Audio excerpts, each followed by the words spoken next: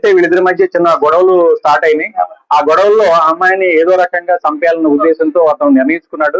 నిన్న ఆ ఆ ఉద్దేశంతోనే నిన్న అతను అమ్మాయిని ఇంటికి పిలిపించుకున్నాడు. అప్పుడు ఇది మన ఎల్బీ నగర్ లో, గాజువాకల ఎల్బీ నగర్ లో కీర్తి ఎన్క్లేవ్ ఫ్లాట్ నంబర్ 102 దాంట్లో ఇతను ఉంటాడు. అతను ఒంటరిగా ఉంటున్నాడు ఇప్పుడు ప్రెజెంట్. అమ్మాయిని పిలిపించుకొని పథకం ప్రకారంగా అమ్మాయితో గొడవ పెట్టుకొని అమ్మాయిని గొంతు పిసికేసాడు. అంటే చెప్పిన ప్రకారం ఏంటంటే ముక్కు నోరు మూసేసి సఫికేషన్ చేసి చంపేశాడు.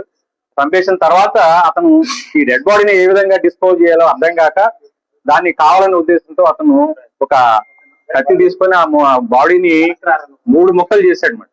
గొంతు, తల, చేతులు, మొండి అన్ని కూడా సెపరేట్ చేశాడు. సెపరేట్ చేసేసి కాళ్ళన్నీ కూడాను ఒక సూట్ కేసులో ప్యాక్ చేశాడు. అదేవిధంగా మొండి భాగం ఫ్రిడ్జ్ లో పెట్టాడు. ఈ తల, చేతుల్ని మరి అంటే 1 by 1 డిస్పోజ్ చేయాలన్న ఉద్దేశం అతని ఉద్దేశం.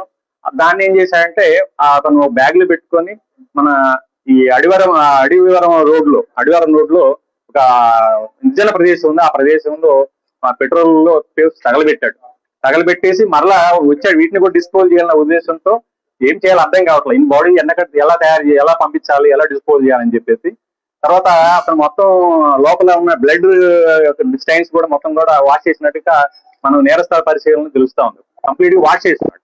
అంటే ఏ విధంగా నేరం బయటపడకుండా తప్పించుకోవాలన్న ఉద్దేశం అతను కనబడతా ఉంది. తర్వాత ఇప్పుడు ఈ డెడ్ బాడీస్ లో ఉన్న ఈ భాగాలు ఎలా డిస్పోజ్ చేయలేక అతనికి దిక్కు తెలియలేదు.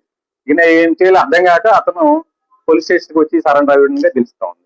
అయితే ఈ విషయం తెలుసుకున్నది తల్లిదండ్రులు ఈ రోజు పోలీస్ స్టేషన్ కి వచ్చి వాళ్ళ మౌనిక తల్లిదండ్రులు వేణుగోపాల్ వాళ్ళ ఫాదర్ పేరు, ఆయన వచ్చి కంప్లైంట్ ఇవ్వడం జరిగింది. ఈ ఫాదర్ వచ్చేసి ఈ మన చిన్న కాంట్రాక్ట్ టీచర్ గా పనిచేస్తారంటే పెందుర్తిలో. అందరూ కూడా టీచర్ ఫ్యామిలీ అనమాట. మదర్ ఫ్యామిలీ టీచర్ పనిచేస్తా ఉండేది. అయితే ఈ అమ్మాయి డిసీజ్డ్ ఈ మౌనిక ఈ ఇంటర్ వరకు చదువుకుంది. పంజాబ్ నేషనల్ బ్యాంక్ లో ఏదో ఆఫీస్ సబార్డినేట్ గా పనిచేస్తుంది. అంటే కాంట్రాక్ట్ బేసిస్ టెంపరీగా పనిచేస్తూ తర్వాత అప్పుడప్పుడు ఖాళీ సమయంలో ఈవిడ